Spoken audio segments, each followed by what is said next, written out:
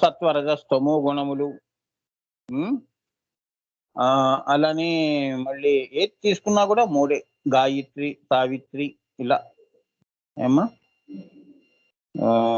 ఇప్పుడు అమ్మవారు బిందు బిందు స్పంద ప్రతిస్పంద. సృష్టి ఎలా జరిగింది? బిందు స్పంద ప్రతిస్పంద.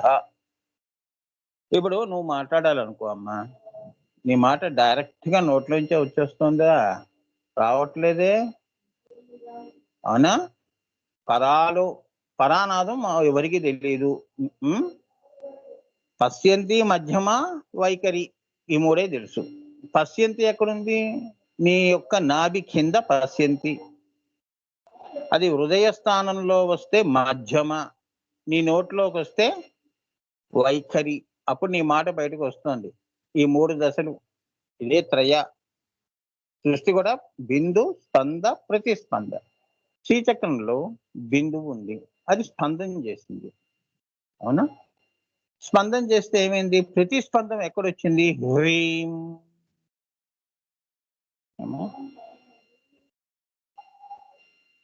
హ్రీం దగ్గర వచ్చింది. ప్రతిస్పంద. బిందు స్పందమైంది, హ్రీంకారము స్పందమైంది. మళ్ళీ ప్రతిస్పందము ఎక్కడైంది? ఓంకారం దగ్గర జరిగింది, అది గాయత్రి వ్యాహృతులు. ఏమా? సో శ్రీం హ్రీం ఓం, ఇది బిందు స్పంద ప్రతిస్పంద అంటే. ఆ ఓంకారం నుంచి మనందరం పంచభూతాలు, కానీ ముందు పంచభూతాలు వస్తే కదా మనం వచ్చేది. జీవం ఎప్పుడు ఎలా వస్తుంది? పంచభూతాల వలన, పంచీకృతము వలన. దానికి ఒక రేషియో ఉంటుంది. ఇప్పుడు 1/4 వాటర్, 1/4 నీరు, 1/4 ఇది, 1/4 అది, ఇట్లా పంచభూతాలు ఇలా పంచీకరణ అంటారు దీన్ని. ఒక నెల, ఇప్పుడు నవమాసాలు అన్నారు, 3వ నెలలో ఎలా ఉంటాడు? పిండం ఎలా ఉంటుంది? 5వ నెలలో ఎలా ఉంటుంది? కొద్దిగా ఆకృతులన్నీ ఎలా వస్తాయి? 9వ నెలకి పూర్తి ఆకృతి రావటం, ఇదంతా పంచీకరణలా ఉంటుంది. నువ్వు పుట్టక పూర్వం అప్పుడు నీరు అనేది పంచభూతాలు పుట్టాయి. ఈ పంచభూతాలు మళ్ళీ కలిసి ఏమవుతున్నాయి? పంచీకరణం జరుగుతున్నాయి. పంచీకరణం జరగడం వలన ఏమవుతుంది? జీవకోటి ఉద్భవిస్తోంది. అంటే నీటి నుంచి మనం పుట్టాము అని. తల్లిదండ్రులంతా నీరే కదమ్మా. అది పిండమైంది, అండమై పిండమై బ్రహ్మాండమైంది, బ్రహ్మాండంగా బయటపడ్డాం మనం. సో ఇట్లా ఏంటంటే నాన్న, సృష్టి అంతా కూడా బిందు స్పంద ప్రతిస్పందం మీద ఆధారపడి ఉంది. సో మన అందరినీ పుట్టించింది ఎవరు? ఓంకారం. ఓంకారం ఎక్కడి నుంచి వచ్చింది? హ్రీంకారం నుంచి వచ్చింది. హ్రీంకారం ఎక్కడి నుంచి వచ్చింది? బిందువు నుంచి వచ్చింది, అదే శ్రీంకారం. ఆ శ్రీంకారం ఎక్కడ జరిగింది? పరాశూన్యంలో జరిగింది, అది ఈంకారం. ఈం, 4వ ఈం. పరా ఎవరికి తెలియదు, ఎవ్వరికి తెలియదు. పరానాదం ఎవ్వరు వినలేదు, ఇంతవరకు ఎవరు వినలేదు భూమి మీద. పరా పశ్యంతి, మధ్యమ, వైఖరియే మనకు తెలుసు. అర్థమైందా? అది ఇప్పుడు నువ్వు మాటలు మాట్లాడాలనుకో, గంట తర్వాత ఏం మాట్లాడతావు అనేది పరాలో ఉంది. నాకెట్లా తెలుస్తుంది స్వామి అన్నావు నువ్వు. గంట తర్వాత నేనేం మాట్లాడతాను అనేది ఎక్కడుంది? నీ మూలాధారం దగ్గర ఉంది. మూలాధారంలో కరిగి ఉంది, ఆ భావం అంతా కరిగి ఉంది. ఆ సమయం వచ్చినప్పుడు అది అక్షరాకృతిగా నీ నోటి నుంచి వస్తుంది. ఆ టైం వచ్చినప్పుడు మాట్లాడతానని. అంతవరకు తెలియదు, నీకు తెలియదు. అదే పరా అంటే, అదే పరాశూన్యము, అదే నిర్వికల్ప సమాధి. అది ఎవరు చెప్పలేరు, నువ్వే చెప్పలేవు రేపేం జరుగుతుందో. అక్కడ ఏముందో పైన మనకి ఎలా తెలుస్తుంది? చెప్పండి, 10 రోజుల తర్వాత ఏమవుతుంది ఇదే టైంకి చెప్పండి, ఎవరు చెప్పలేదు. అవునా? ఏం వింతలు చోటు చేసుకుంటాయి అనేది ఎవరు ఊహించలేరు, అది పరాలో ఉన్నాయి. ఆ రోజు వచ్చినప్పుడు అది పరా పశ్యంతి అవుతుంది, పశ్యంతి అయి మధ్యమ అవుతుంది, మధ్యమ అయి వైఖరి అయి నీకు ఆ రోజు ఆ యొక్క అనుభవం నీకు జరుగుతుంది. ఇది బిందు స్పంద ప్రతిస్పందములు అంటే ఇప్పుడు నువ్వు తెలుసుకోవాల్సిన విషయం ఏమిటి? కాల దేశ చైతన్యాలు, నీ జీవితం, నీ ఊపిరి, నీ ఊహలు, నీ ఆలోచనలు, నువ్వు ఏమేమి చేస్తున్నావో అన్నీ కూడా నిన్ను ఆ బిందు స్పంద ప్రతిస్పందన స్పందన వలన మనం ముందుకు వెళుతున్నాం. గుండె చప్పుడు వలన ముందుకు వెళ్తున్నావు. చైతన్యం ఉంది, ఈశ్వర చైతన్యం ఉంది, శక్తి ఉంది, అమ్మవారు ఉంది కాబట్టి ఇన్ని పనులు మనం చేసుకోగలుగుతున్నాం ఇంట్లో. ఆ 2 తీసేస్తే ఏమీ లేవు నువ్వు. అది చెప్తున్నాడు. బిందు స్పంద ప్రతిస్పంద అంటే అది మన విషయమే కాదు. సర్వ సృష్టికి కూడా అంతే. ఈ సర్వ సృష్టిని కూడా నడిపేది అమ్మవారు. అది. సో త్రయ అంటే అది. అందులో సత్వ రజస్ తమో గుణాలు గాని, సత్వ రజస్ తమో గుణాలు కూడా నీలోనే ఉంటాయి. ఏ క్షణంలో నువ్వు శాంతంగా ఉంటావో, ఏ క్షణంలో కోపంగా ఉంటావో, ఏ క్షణంలో నువ్వు ఆవేశపడతావో, ఇవన్నీ కూడా ఈ త్రయ సత్వ రజస్ తమో గుణాల నుంచి నువ్వు నీ జీవితం ఇందులో ముడిపడి ఉంటుంది. ఒకసారి శాంతంగా ఉంటావు, ఒకసారి కోపంగా ఉంటావు, ఒకసారి మళ్ళీ ఆవేశపడుతూ ఉంటావు. ఇట్లా త్రయ సత్వ రజస్ తమో గుణాలు. ఓసారి సత్వం, ఓసారి తమో. సత్వ రజస్ రజస్లోకి వెళ్తావు, ఓసారి మళ్ళీ తమో గుణంలో ఉంటావు. సో ఇదే నీ కర్మకి పునాది. సత్వగుణంలో నుండి మంచి పనులు చేస్తే మంచి ఫలితాలు, రజోగుణంలో ఉండి కొన్ని పనులు చేస్తే అదో కొన్ని కొన్ని ఇవి మిక్స్డ్ అంటే మిశ్రమమైన ఫలితాలు. తమో గుణంలో ఉండి పనులు చేస్తే పూర్తి పాపం. తమో గుణ ప్రధానంగా ఉన్నవాళ్ళు ఎవరు? ఒకరి మంచి ఆలోచన చెయ్యరు, ఎంతసేపు వారి మంచి గురించే ఆలోచన చేస్తారు, ఒకరిని హాని కూడా తలపెడతారు. అటువంటి వాళ్ళు తమో గుణ ప్రధానమైన వాళ్ళు చాలా మంది ఉన్నారు ఇప్పుడు కలియుగంలో. అట్లా వారి కర్మలు అలా ఉంటాయి. Based on those actions their karmas have been determined. కర్మలను నిర్ణయించబడతాయి నాన్న. అంతేగాని భగవంతుడు చేశాడు, గురువులు చేశారు, ఇది కాదు పిచ్చి మాటలు. బుద్ధి కర్మానుసారేనా అని అందుకే అన్నారు. అందుకే మనకేం చేశారు పూర్వీకులు ఋషులు, ఇక మంత్రము తంత్రము యంత్రము ఇచ్చి, నాయన ఎప్పుడు సత్వగుణంలో ఉండరా నాయన, సంకల్పాలు పెట్టుకోకు, జరిగేవి జరక్క మానవు, నువ్వు ఆపేవాడివే పెట్టేవాడివే. మనం ఆపలేం కదా, జరిగేది వచ్చే. ఇప్పుడు తుఫాన్ వస్తుంది, ఆపుతామా? మన జీవితంలో దుఃఖం వస్తుంది, అది మనకి రాసి పెట్టి ఉందంటే తప్పకుండా దుఃఖపడాల్సిందే. ఒక కర్మ. సుఖం వచ్చింది అనుకో, సుఖం కూడా అనుభవించాలి, సుఖం కూడా ఒక కర్మే. అది. సో అట్లా సత్వ రజస్ తమస్సులు బ్రహ్మ విష్ణు శివ జ్ఞాన జ్ఞేయ జ్ఞాతృ ధ్యాన ధ్యేయ ధ్యాతృ లక్షణములు అనగా సర్వ త్రిపుటి లక్షణములు కూడా త్రయముగా భావించవలెను. ఏది తీసుకున్నా కూడా 3తోనే ఉంటుందమ్మా. 3 లేకుండా నువ్వు పని చెయ్యలేవు. చాలా పని చెయ్యి. ఇప్పుడు సంకల్పం చేస్తేనేగా. ఇప్పుడు కాఫీ తాగాలి అనుకున్నావు అనుకో, కాఫీ తాగాలి అంటే నీలో సంకల్పం ఉండాలి, తాగాలి అనేది ఒకటి కావాలి. వచ్చినప్పుడు నువ్వేంటి, కర్త కర్మ మనసుకు చెప్తావు, అది లేచి వెళ్ళి డికాషన్ పెట్టుకొని కాఫీ తాగుతుంది. పెట్టుకోవటం అనేది కర్మ, తాగటం కర్త కర్మ క్రియ, యాక్షన్. తాగటం యాక్షన్. అలా అన్నమాట. అలా అర్థం చేసుకోవాలి. అంతా కూడా సృష్టి అంతా త్రిపుటి మీద ఆధారపడింది అంటే ఒకటి తొలగిస్తే సృష్టి లేదు. అది ఒకటి తొలగించామనుకో సృష్టి లేదు నాన్న. ఎవరు పనులు చేయలేరు. ఈ 3 ఉండాలి. బ్రహ్మ విష్ణు మహేశ్వరులు అనే వాళ్ళు ఉండాలి. సత్వరజస్తమో గుణాలు ఉండాలి. జ్ఞాన అజ్ఞేయ జ్ఞాతము అన్నీ ఉండాలి 3. ఈ 3 ఉంటేనే. అందుకే 3 మహాత్రిపుర సుందరి స్వరూపం. అదే విశ్వయోని, అదే త్రికోణము, అదే బ్రహ్మ విష్ణు మహేశ్వరులు, సత్వరజస్తమో గుణాలు.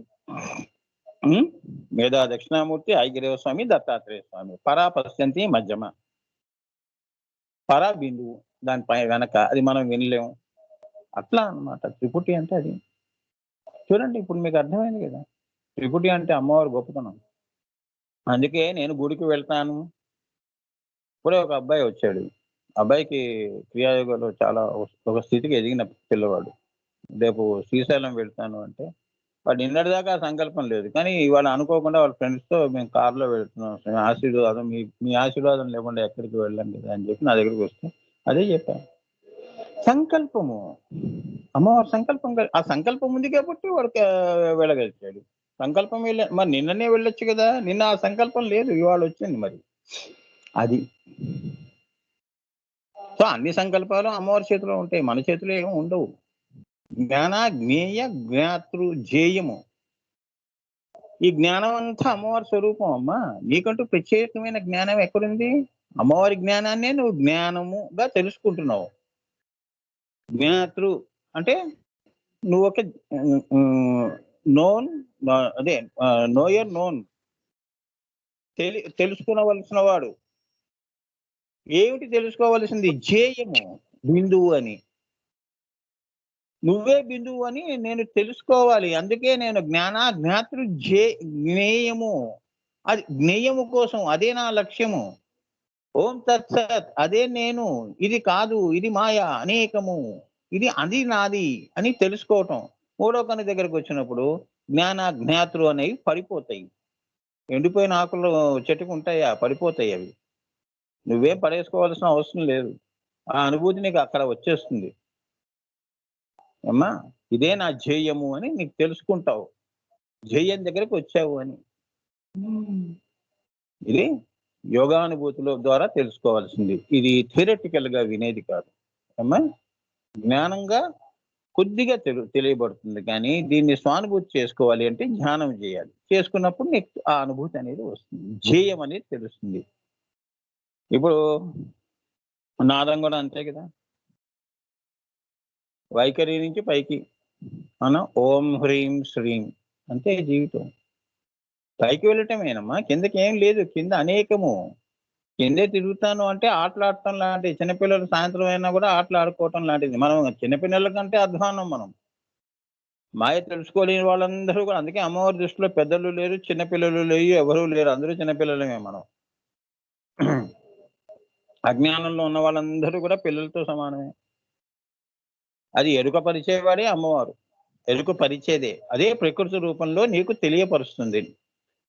నువ్వు ఎక్కడైతే ఉన్నావో ఇది ఇది నశ్వరము అని నువ్వు తెలుసుకుంటావు.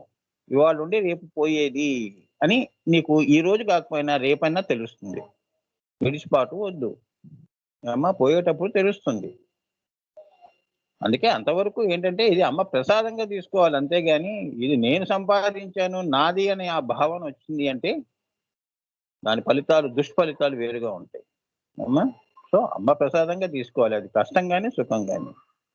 అది ఎందుకంటే ఇదంతా సృష్టి అంతా అమ్మవారి లీలా విన్యాసం అమ్మా. అది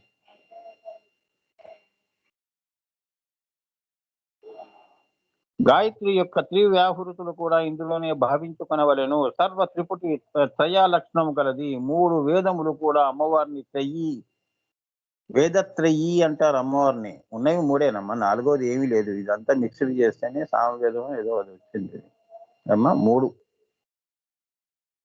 అమ్మా, ఋగ్వేదము, యజుర్వేదము, సామవేదం కదా 3.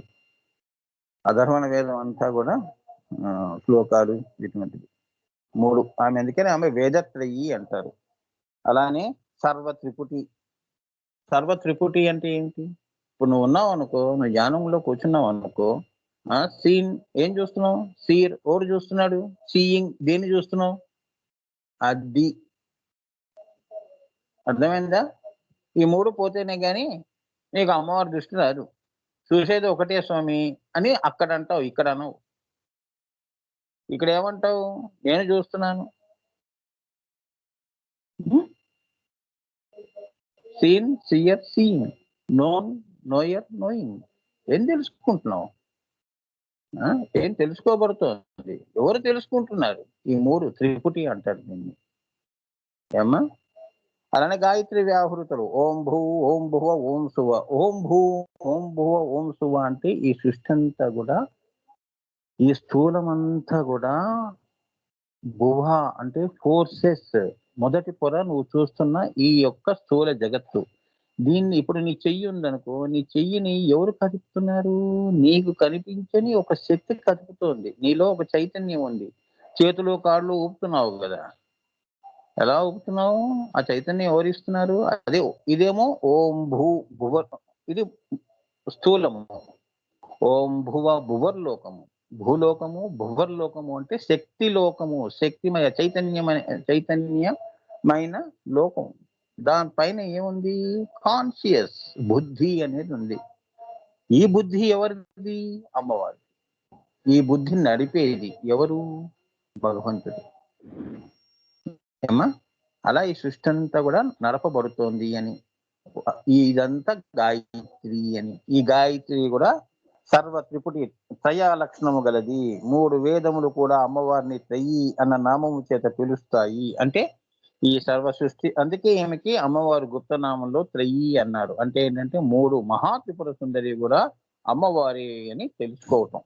ఏమా, అమ్మవారు కూడా అమ్మవారి అని తెలుసుకోవటం. మహా త్రిపుర సుందరి అంటే అదనమాట. ఏమా,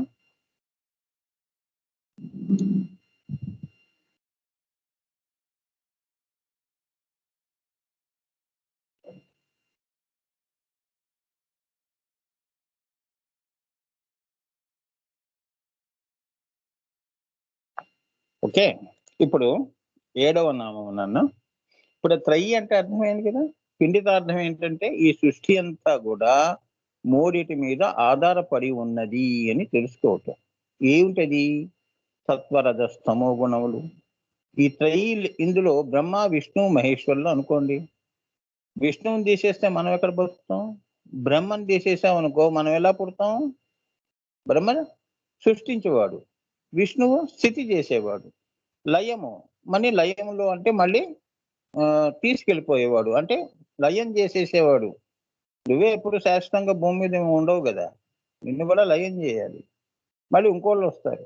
ఇది తిరిగేది, ఇది కాలచక్రం. కాలదేశ చైతన్యాలు తిరుగుతూ ఉంటాయి. వచ్చేవాళ్ళు వస్తుంటారు, పోయేవాళ్ళు పోతుంటారమ్మా. అది జీవితం. బంతి భోజనంలో కూర్చుంటాం కదా,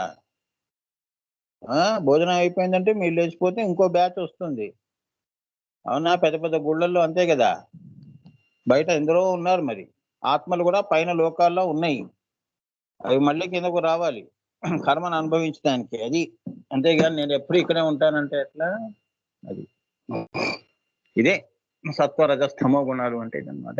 ఇది త్రిపుర రహస్యము అంటారు దీన్ని. త్రిపుర రహస్యం అంటే ఏంటంటే పరాశూన్యము నుంచి మళ్ళీ బిందువు, అంటే నిరీశ్వర, ఈశ్వర, బిందువు శివశక్తి, అదొక త్రిపుర. బిందువు నుంచి మళ్ళీ బిందువు, త్రికోణము, హ్రీంకారము, మహదాకాశం వరకు ఒక త్రిపుర. హ్రీం నుంచి మళ్ళీ ఇక్కడ భూపురాది రేఖల వరకు ఒక త్రిపుర. ఇదంతా మహాత్రిపుర సుందరీ స్వరూపమురా నాయన అంటున్నాడు వాడు. అర్థమైందా? యోగులు, మహాయోగులు అది అనుభూతి చేసి మనకు చెప్తున్నారు. చెయ్యి అంటే అది అలా అర్థం చేసుకోవాలి. ఏమ్మా, అక్కడికి ఆ నామం అయింది.